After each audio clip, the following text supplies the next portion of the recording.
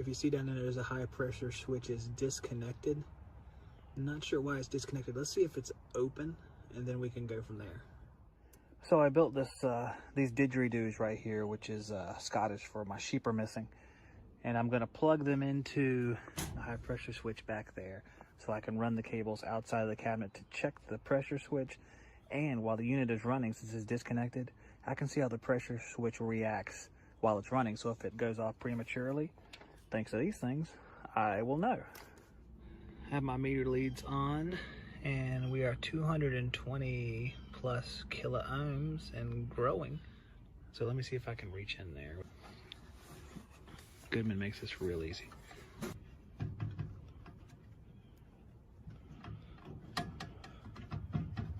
Oh yeah, it's trashed.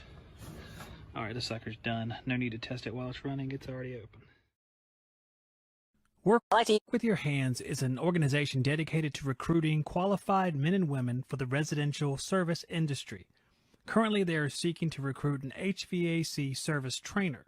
This new position could pay in excess of $100,000 yearly and includes perks such as a take-home vehicle, health care, 401k, and more. If you are an honest, knowledgeable, and reliable problem solver who wants to shape the future generation of HVAC guys and girls, visit workwithyourhands.com. You can find a link to the job listing in the description of this video or podcast. I like to use these sort of vibration pads underneath the outdoor unit sometimes because you can actually take and separate the rubber part from the cork part. So if you want like a 3/4 to 1 inch rise, you can put the whole pad underneath it, or you can rip the little pieces apart just to get a little bit like a 1/4 inch rise out of it to level things up. But I've always... Now this orifice right... This is one of them things where, you know guys, I'm not a great salesman, but I do have to mention the fact that this thing looks like it's been through the mill. And it is questionable for the future. How's that? That's vague enough.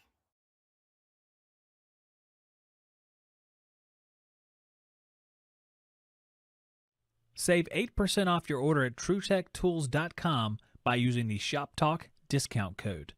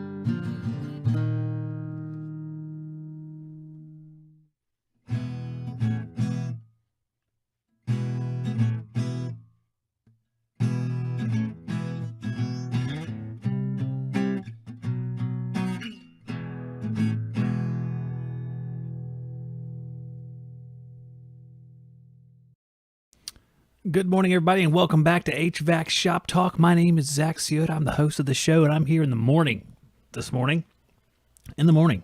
So I hope you guys are doing fantastic out there. It's early in the day. Some of you, it's very early. Could be 7:20 on the West Coast, 8:20 in the mountains. To keep doing the math here, 9:20 Central, and then it's, it's 10:20 here. Okay, it's 10:20. Hope you guys are doing good. I'm here with you in the morning, and we have a little chat box up, looks like right there. Old chat box. How's it going? Just crying. Somebody was just crying. That's a shame. Don't need to be crying. That's totally unnecessary. Please don't cry here. Please, it just makes things awkward, and I just don't want to, I don't think I can deal with the crying. So, but I did want to deal with some breaking news. We have breaking news over here on the HVAC Insider. And what I mean is I was online. It's like, I should talk about some news stuff that's going on at HVAC. That would be beneficial. It would be very beneficial, and I'm going to go ahead and put this on the screen. If you want to call, you can call at any time. That's just fine. We can talk about whatever you want. We can talk about which one of your smart probes are the best. We can talk about which unit's the worst, why Goodman's loud. You have to put rocks on top of it. We can talk about that. We can talk about your favorite refrigerant. I don't care. We can talk about anything. Just call into the show if you want to. The phone's right here. It'll ring. Whatever. We'll talk about it. But I want to show you guys, we've got some breaking news over here. Breaking news on the HVAC Insider. The very first story is Daikin announces name change, organizational realignment, major environmental mission for unitary, ductless and light commercial sales and operations in North America. Sorry, about to say North Carolina. Well, I see this and I'm like, major environmental mission. What does that mean? Let's check that out. And I'm finding out about this simultaneously. So let's read this article if I can. We're going to find they're doubling down on Daikin's environmental commitment. All right, let's see what's all Daikin's committed to. Within Daikin Comfort Technologies, there is a newly formed group, the Environmental Promotion Office. That sounds like something out of 1984. The Environmental Promotion Office, led by Nathan Walker, SVP, reporting to CEO Satoru Akama. That's really cool sounding too. Awesome name, guy. The team will intensify Daikin's focus on becoming the industry leader as an advanced environmental company. It's both ambitious and attainable objective, Akama says. We are leveraging Daikin's leadership in environmentally friendly indoor comfort technologies such as our inverter and heat pump solutions. Daikin has already introduced low global warming GWP R32 products ahead of competitors and taken a leadership role in environmental stewardship. The new unit will facilitate wider usage of inverter, heat pump, and R32 products throughout North America. Hey, man, oh man. Okay, there you go. That's pretty interesting, right? I mean, they're environmentally conscious. That's a good thing. That's really good. Good for you, Daikin. Good for you. We should learn more about R32 as part of this podcast/video. I'm going to go ahead and look. Let's look up R32 refrigerant so we can learn a little bit more about Daikin's commitment, which they had already made, I do believe. I believe they've been using R32 for a long time. So maybe it's like the Chinese commitment to the environmental summit they do in Europe, where they come in and say, we're going to set this goal, which is the goal they already had. If you read about the I forget what it's called, the Paris Accords, I think. Maybe it's the Sokovia Accords. I think that might be the Avengers. I think it's the Paris Accords where everybody went to Paris and said, we're going to do this. And then a lot of people wrote just vague stuff. And by people, I mean countries. They wrote stuff like, we are going to reduce emissions, but don't put how much and don't put by when. Then the United States comes in and we're like going to spend $1 trillion on this. We're really going to try. And then all the other countries are like, okay, we're just going to do our best. That's it. And then China's like, we're going to reduce this number at this number. And it was literally the stuff they had already planned to do before the Paris Accords. So it's pretty interesting right there. Pretty interesting. Oh, there's an article about Daikin and R32. What is R32? Oh, let's all learn together this morning. Let's all come along together and learn us some stuff. What is R32? This is Daikin, or as it's pronounced, Daikin, I believe is the actual pronunciation of this. It's Daikin Global. Daikin Global, and we're going to read about R32 Next Generation Refrigerant, which has been around for a long time because it's actually part of 410A. Half of 410A is R32, and the other half is 125. And you may say, Zach, why is there an other half to R410A? Why don't they just use the R32? Well, that's because R32 is mildly flammable, and they didn't want to have mildly flammable refrigerant out there, and I guess they changed their mind. And now you techs out there are going to be tex kebabs whenever the R32 ignites and explodes. That's a little dramatic. It's mildly flammable. It's not like you're using the French refrigerant propane. So let's see. R32 is the next generation of refrigerant. Okay, so what? Okay, great. Refrigerant is a medium for conveying heat. So they're really starting with the basic stuff here. Air conditioners transfer heat while circulating. Okay, we know this stuff. All right. So let's just look at this nice picture they have here.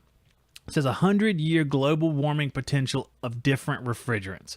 So we start with like the worst on the right. It's like R23, which I don't even remember R23. Maybe you guys know R23. And down there in the chat, post top streetlight. Yes, it's a class A2L refrigerant. They created like this middle tier class. There's A2, A3, A1, and A2L, which is like the mildly flammable. So they created this other class, so I guess they didn't have to put R32 into the flammable category.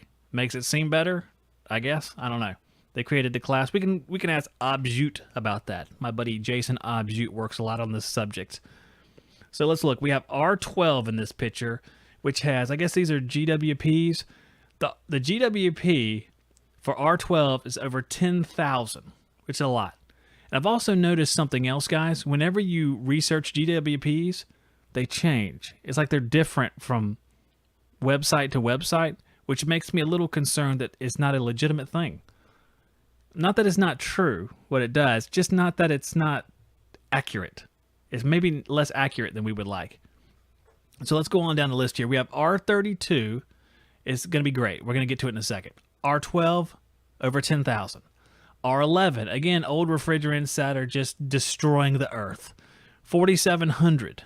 R410A, over 10,000. This is the part that always blew my mind. R410A has a higher GWP than R22. You know, the refrigerant it replaced. And guys may be like, hey man, why did they do that? It's because R22 has a slight ozone depleting potential and R410A does not. So while GWP is important, it's not as important as that big honking hole in the ozone that R22 makes. So let's go on down. R22 is 1,810, and now way down there, that tiny little circle in the picture is R32, 675. 675, man, that's not too bad. That's pretty small. That's going to take forever to totally annihilate the Earth. We'll have to wait longer. It'll be a few more generations before the Earth is, an incendiary device. And we go all the way down to CO2, which is 1. And guys out there might be like, why don't we use more CO2? We should use CO2. Well, CO2 runs at some insane pressures. I know that much. And not only that, the CO2 also doesn't want to go through the refrigeration cycle without some help sometimes. When you get a little bit warm outside, CO2 doesn't want to do like other refrigerants. I believe they call it transcritical. I don't have a lot of experience with this, but it's almost like you need a secondary refrigerant system to help cool the CO2 to condense. I believe that is correct. If one of you guys wants to weigh in on that, you can call about it or you can put it in the chat. We have Corey Peters says, we all know the cow farts are the real threat. They were talking about some cow farts at one time. Absolutely. They were definitely talking cow farts. Post-Top Streetlight says, and I use R134A, and I think they're going to go to the YF, or 1, 2, 3, 4, YF and YZ on cars. But since we're on like a refrigeration roll here, I'm going to reduce the size of the chat on the screen right here real quick.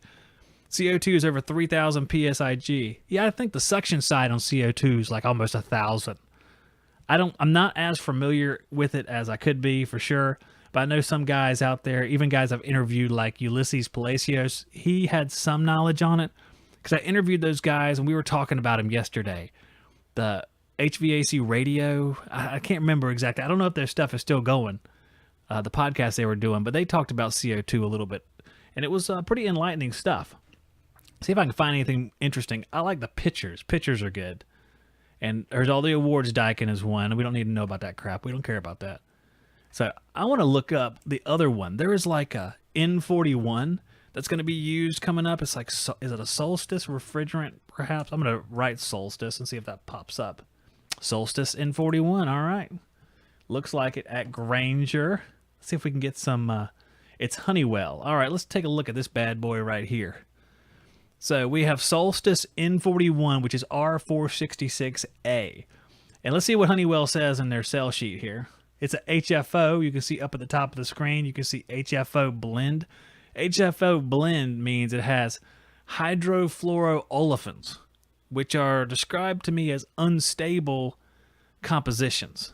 You ever kind of thought about some of these compositions that they make, and it's like some of them fit together real nice, and then some of them it's like they don't want to be together. You're making them be together just so you can try to save the earth. You're trying to cram them together. That's my feeling about stuff like this. So let's see what it says. Solstice N41 R466A is a non-flammable. Okay, so as opposed to the other two that are being talked about now, this one is non-flammable, which go ahead and we'll give a thumbs up on that one. Reduced global warming potential refrigerant designed to replace R410A in stationary residential and commercial air conditioning systems. So it's for high temperature refrigeration too. Solstice N41 offers an excellent capacity and efficiency match for R410A. Solstice N41 is the first R410A replacement that offers the combination of non-flammability with a GWP of 733, 65% lower than R410A. So 733 is a little bit higher than the R32, but with the non-flammable nature, I think that's pretty good. I think that's a winner right there. If I had to choose between non-flammable and flammable, I think I'm going to go with the non-flammable. So I don't know the different thermodynamic properties of these two refrigerants, but if they're being used in a 410A system, someone has put them through the ringer to make sure they will work good for heat transfer. So that's going to work. Post-Top Streetlight says R22 refrigerant is a great refrigerant. Yeah, I think it's a good refrigerant too. They just, goes with the times. People change their mind about what they want out there, what they want as far as environmental stuff, and you just got to go along with them, because the sort of guys we are out there in the field and doing the stuff that we do, we don't get to make decisions like this. We just get to suffer any consequences that come from these decisions, which means higher pressure refrigerants that are flammable. So we get the brunt of that. Any sort of work incidents fall on us, and I don't think we're even thought about when they do stuff like this. They just want to use, they just want to gain credibility as far as politicians. They want to look good. They want to look like they're saving the planet, and they don't really care about other people. That's what I think. As my brother said, votes don't count. All right, I'm going to look for one more off the screen here. You guys feel free to chat it up. Since we're already on this subject, I will go ahead and tell you, if you want to support the stream, you can do so by giving a thumbs up. I'm also going to let you guys know that I have opened a Discord server for those of you who know what that is.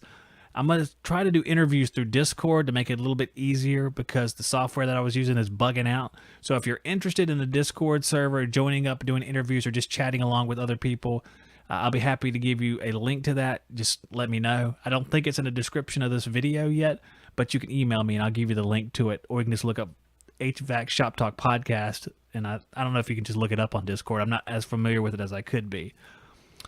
All right, let's see. Corey Peters says, the system manufacturers are being forced to make these systems more energy efficient and environmentally friendly. Problem is, they will not allow their profits to drop. Parts quality.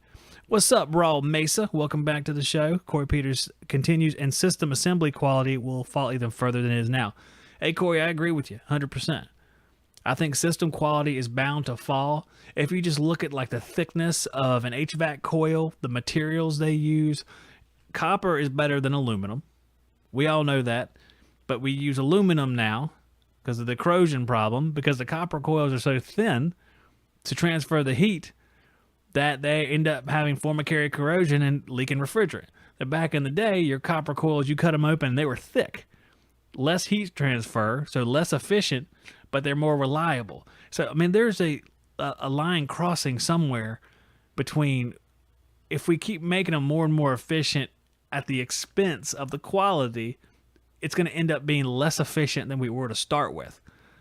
That's my problem with it, because we change how thick the materials are, the sheet metal on the unit itself, the paint they use on the unit itself. They try to increase the technology, which is a good thing. They increase the technology as technology develops. But how much better would it be if we had all that cool technology with that cool build quality? It would be awesome, but no one would be able to afford it probably. Especially now, since our country has decided to spend trillions of dollars on stuff and run the inflation rate sky high, so that every commodity costs way too much money. Milk, meat, stuff like that. Got a family of 7 people and a dog, and it costs a ton to buy groceries. So people aren't going to buy a quality unit. They're not going to buy these things because they can't hardly afford to buy the stuff they need for their house at the current time, which is the problem.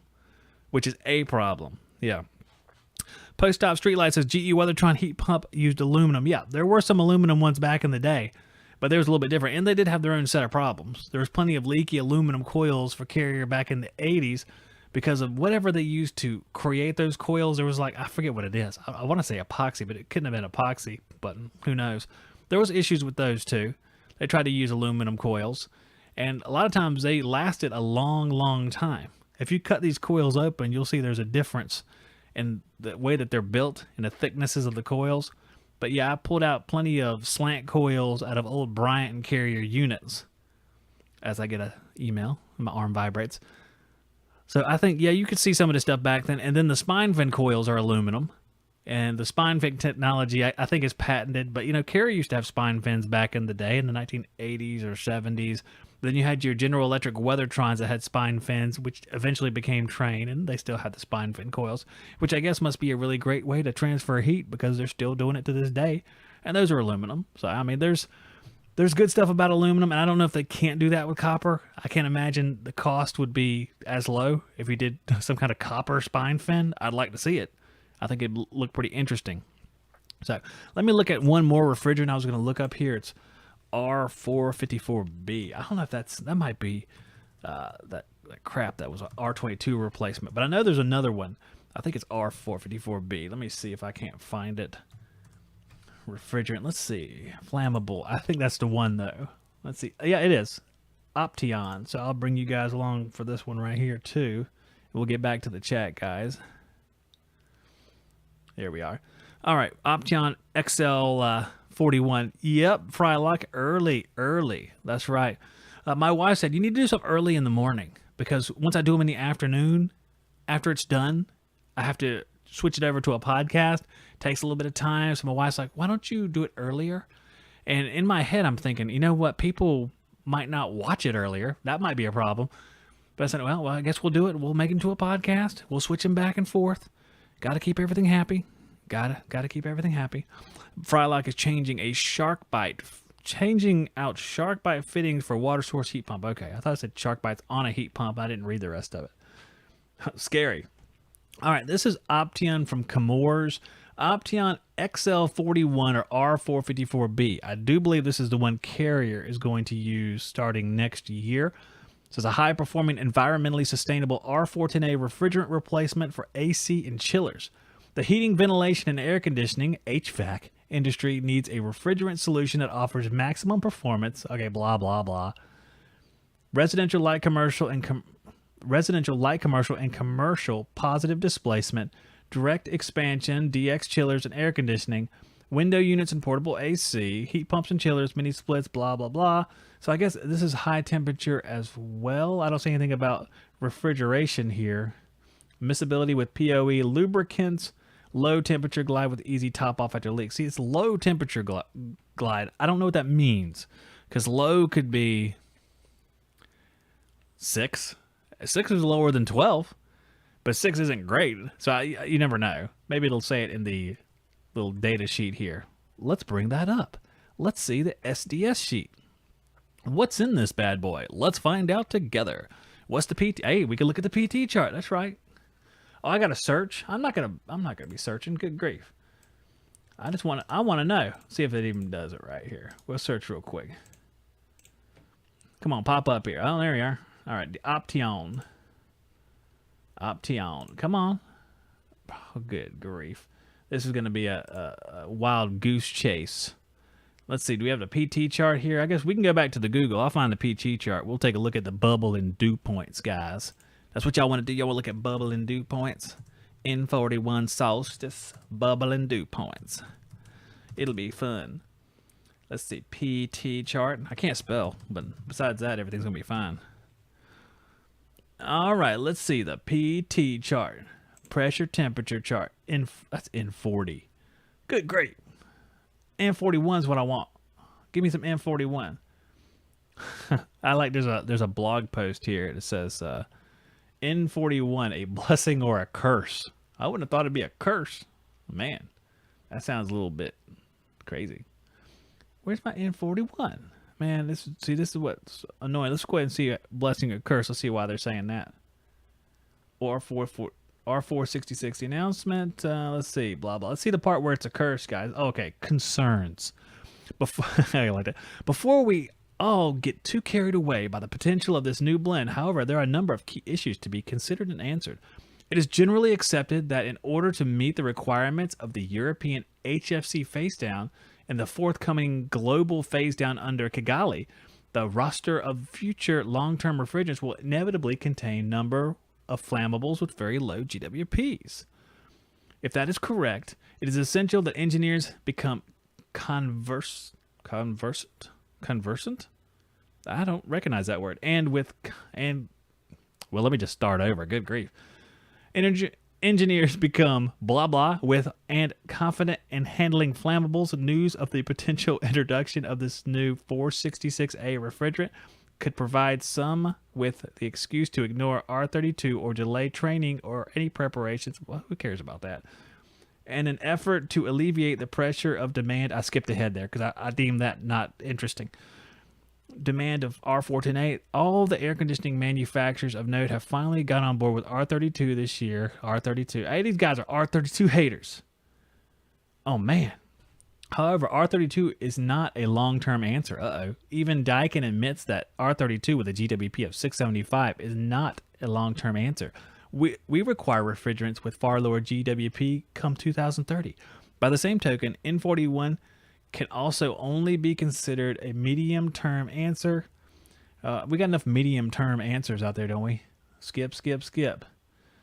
So these guys they don't like the R32, and like there's a big difference between R32 and this crap. Here, let's see. I'm gonna take this off of here. We're gonna look for the GWP of this thing. See what huge difference it is. N41 Solstice GWP. Let's find it. All right, let's see here. What is Solstice? What's the GWP? Oh my gosh. GWP is 733. If it's 733, then I'm looking for Opteon. Never mind. I keep looking for the wrong one. Opteon. That's what happens there. You keep looking, and I'm thinking about the other refrigerant. I want to know what the GWP of Opteon is, too. See if we can't find that. That's going to be the deal breaker. All right, here we go. So Opteon, let's zoom in a little bit. So Opteon, the HFO one, is R32 and R1234YF. The GWP is 467. It's an A2L. Wow, that's drastically different than everything else. Some of these are like, come on, guys. You're kind of splitting hairs here. What's going to happen is, guys, we're just going to do some black market crap. And it ain't going to be, it's A2L. You see right here. And let's see, anything else interesting? Burning velocity. The burning velocity, 5.2 centimeters per second, is a lot lower. The propane one is like insanely fast. So it's a lot lower than propane.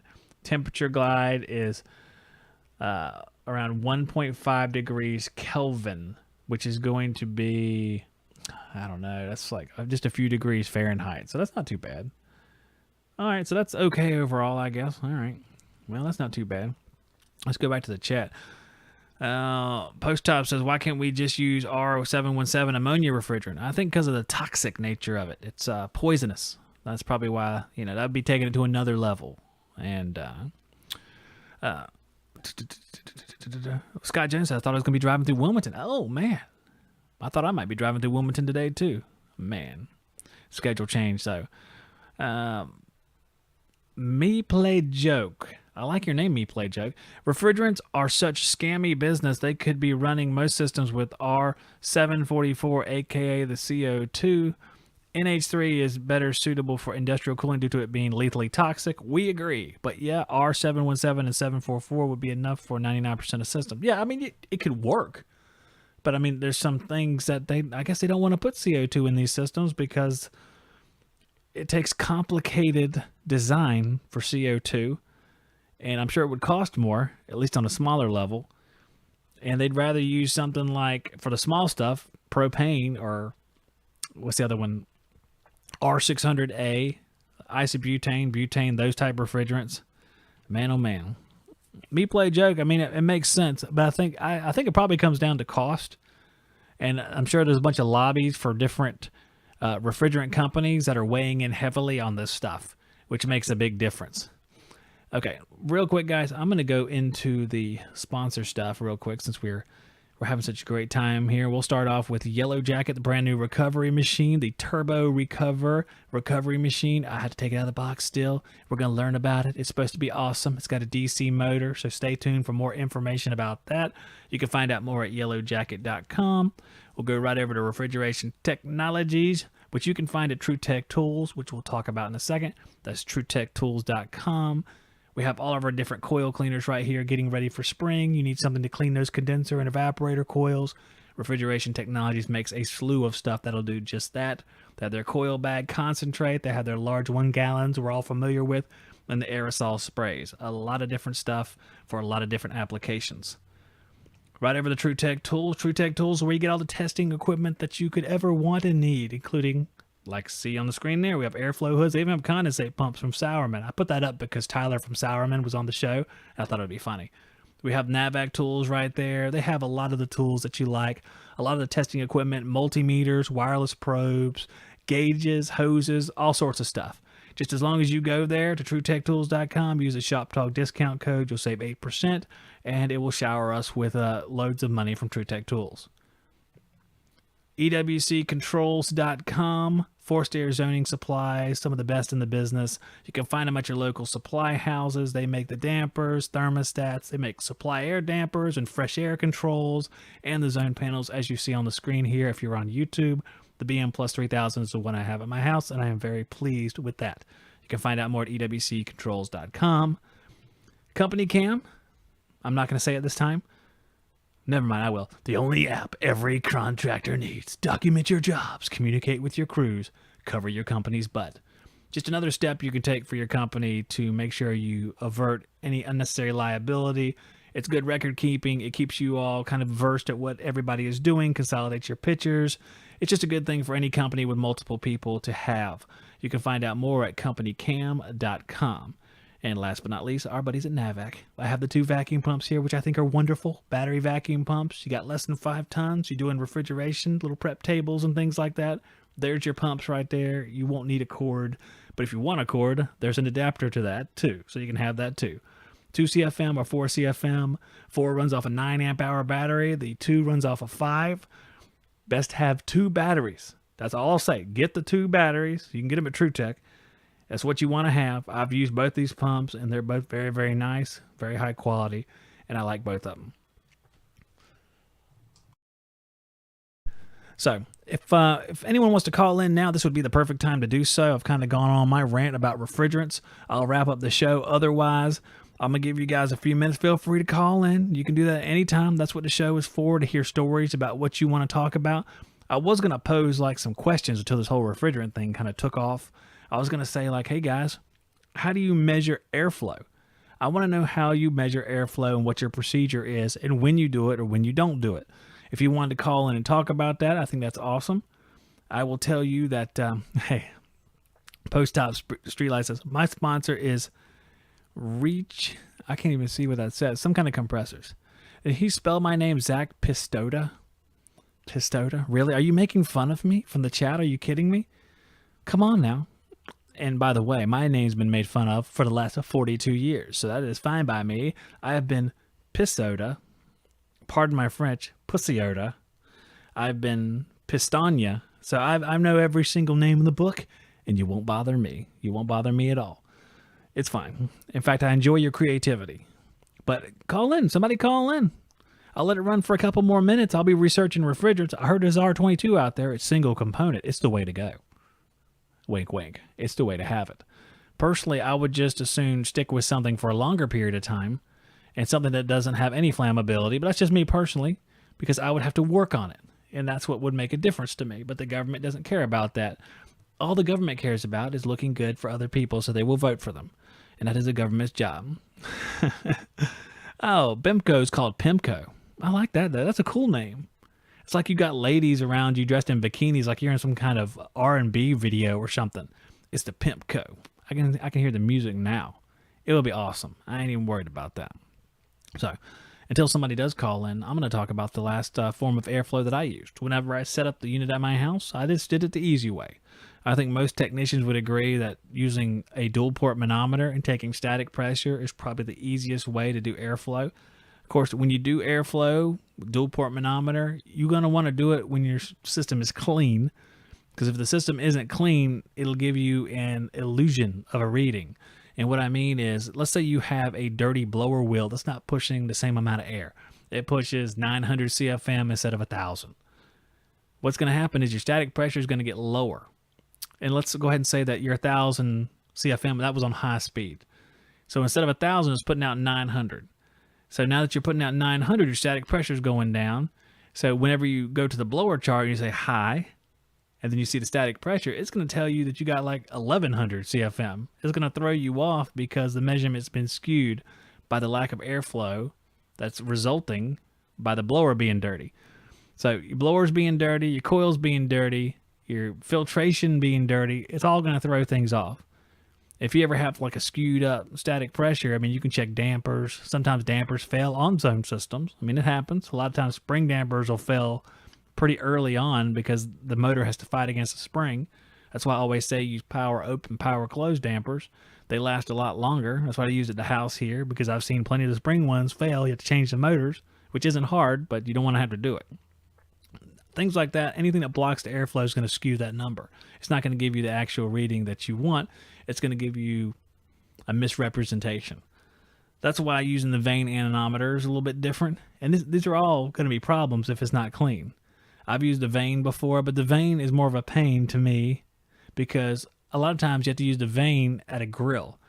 And what the grill doesn't know is that beyond the grill, in between, let's say, a return grill and the back of a system, the back of a piece of equipment, you have a bunch of air ducts that are leaking.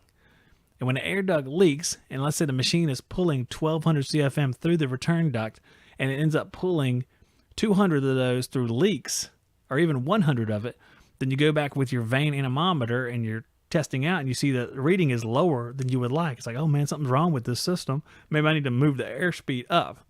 But it's not actually anything wrong with the system. It's the ducting itself. So having something that measures right there at the unit is probably the best. That's why I thought that True Flow grid, and everybody was talking about that True Flow grid too. I think because it just hooked up with Measure Quick. I'm going to go over somewhere where I don't typically go, which is LinkedIn. I've been there more now than in the last 5 years probably.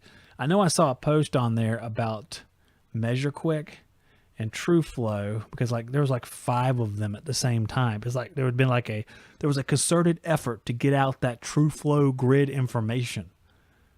I don't know. I might end up scrolling for half an hour and it's not going to be there, but it is hooking up with Measure Quick, and that's people I love Measure Quick. That's what people say. I mean, I've heard them say that. I haven't used it in 5 years ago, but I heard it's great. And you can hook up that True Flow grid. That's the way to go, man. I think that thing is probably the best way to measure airflow. And this is coming from somebody who hasn't used one, so take that for what it's worth. But I think it's probably one of the most effective ways to measure airflow. And one day I will save up all my money and buy one, because instead of the static pressure dual port manometer, which is like $100, the True Flow grid is over $1,000, and it's not accessible a lot of times to people that don't have the means and have other things they need to spend money on. So we have to fall back on something else like the static pressure probes, which is fine. Anything above nothing is a great bonus to me. So if you're using static pressure, that's great. If you're using a vane, it's great. You're going to get a general idea of the airflow, even if it's not precise. I like the precision that you could do a capacity calculation based on the readings you get. I think that's awesome if you can do that. But if you're in service, or you just want to make sure in general you set a machine up properly within reason, then these other ways to measure that are only $100, I'm trying to remember. In fact, we'll look them up. I'll show you guys. Go to TrueTech right now, because there's an airflow section, and I know there's a bunch of stuff that's cheaper that you can get. Airflow. Yep, they have a whole section called airflow. Perfect. All right, I'm going to cough real quick and we can get into this. All right, so let me take a look here. We have, let me bring us back out.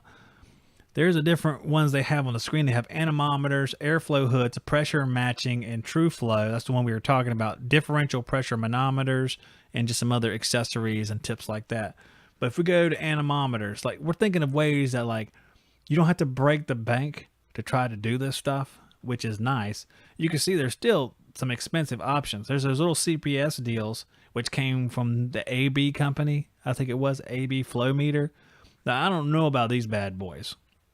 I would probably step it up one notch from that.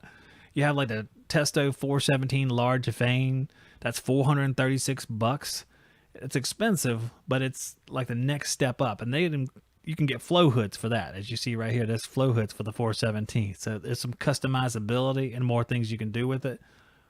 This little deal, the Testo 410, I know a lot of people use that, so that would probably be pretty good to have. And it's only a couple $100. And I'm not going with the field piece anymore because it's kind of past its prime. Let's see if there's anything else here. I use the UEI DAFM 3B digital airflow meter down here. I love that thing. It's actually more expensive than it used to be because the price of everything went up. But I think that's a really good device, and it's only a couple $100, as you can see there. So there's a lot of options right there. By the same token, you see here there's dual port manometers. You can see we have the Testo entry-level airflow kit because you need like the hoses that come with it, little silicone hoses, I think they are, and the airflow tips or static pressure tips and little ports right there. And the good thing about these things is you can measure more than just airflow with a dual port manometer. So that's a good thing. You can do heating checks with that as far as gas pressures. So that has a double effectiveness, which is really, really nice. And as you see, they do sell the kits. And let me see what else they have here. I'm going to go back one. Now, if we go over to, and it has another section for these, so I don't know why there's two separate sections, but dual port manometers, there is a wide variety because it goes all the way up from your basic stuff. Then you have building performance stuff because it'll be more accurate, more precise because you have to measure zonal pressure differences in houses, which is a much more precise measurement than just water column. So the Testo 510s, 152. So what else do they have here? Everything else gets a little bit more expensive. Hey, you can get your Magna Helic. You can go old school, bro. That's about it. And you see down here the TEC, the Energy Conservatory Minneapolis DG8. That's the one you would use for home performance. You see it's $575. But let's compare that with some of the other methods for measuring airflow just for human beings to be able to afford. Taking in mind that I want these things anyway. This would be a great thing to have. So you have the Energy Conservatory Minneapolis Digital True Flow Solution full kit. And we talked about this before. It's $1,700.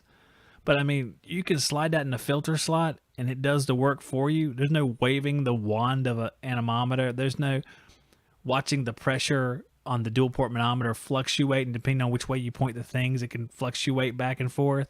I would much rather have something like this. But I mean, look at it. You gotta save up for that bad boy. But I don't know what you guys think about that subject, but I thought it'd be kind of cool to just take a look at it. Let's go to our chat, folks. We have Doug Mars. The DG8 is required with the digital True Flow. Oh, so okay, so you have to get that. Let's see if that comes with that kit. Digital True Flow. Oh, it does have the manometer with this kit. So for $1,700, and thank you, Doug. I appreciate that. For this kit, you also get that manometer. So you get all that together. Oh, that's interesting. Bring that up there so you guys can see it. So the TEC Minneapolis Digital True Flow Solution Full Kit with DG8 manometer and all 8 adapter plates. And you can get extra ones if you want to. So you get all sorts of adapter plates because you can see down there's 14 by 20, 16 by 20, 16 by 25, 20 by 20, 20 by 24, 20 by 25, and 24 by 24, and the universal adapter plate 25 by 25. So you get all sorts of stuff which will fit most grill openings, except for I don't see, like, there's no 30 on there. We have 20 by 30s, so I don't know what you would do for that. I don't know if you blank it off, but if you blank it off, you're going to have a little bit of insertion loss, as they would say. So I'm not sure about that. All right, let's take a look at our chat, guys, one more time. I'm going to blow it up so I can see you guys a little bit better on the screen. All right, let's see if I lost you there. Hopefully not. Let it pop back up again. So looking at the chat, we have, how do you use this all equipment? How do you use this all equipment on a service call? Some of these you probably would not use on a service call. For service call, I kind of think of service call guys as triage, like your emergency room professionals or something like that. Because your service call guys are going to need to go as fast as possible. They're not going to be sitting there like they're starting the unit up. So I would probably go with the static pressure for a service call. I don't think you'd be using this device here, the TEC Minneapolis Digital True Flow, with a service call. I just don't see that. And Sean says, ain't got no hair, can't use Fabio method. So Fabio method, guys, in case you were wondering, is just when you stand by the vent and your hair blows backwards and you're like this. And you just kind of, you feel it and you just know. I mean, you just know what the CFM is. It's code here. I only use the Fabio chart. Okay, I see where that comes from. That's funny. So, okay, guys, I think what we're gonna do is we're gonna finish it up for today. Had about 45 minutes on here. I really appreciate you guys tuning in. I know it's a little bit earlier in the morning, and sometimes we don't get a chance to watch early in the morning. I hope you guys who didn't get to hear all of this go listen to the podcast. It'll be out a little bit later today. So go ahead and listen to the podcast, get the pieces that you missed. I hope you enjoy it.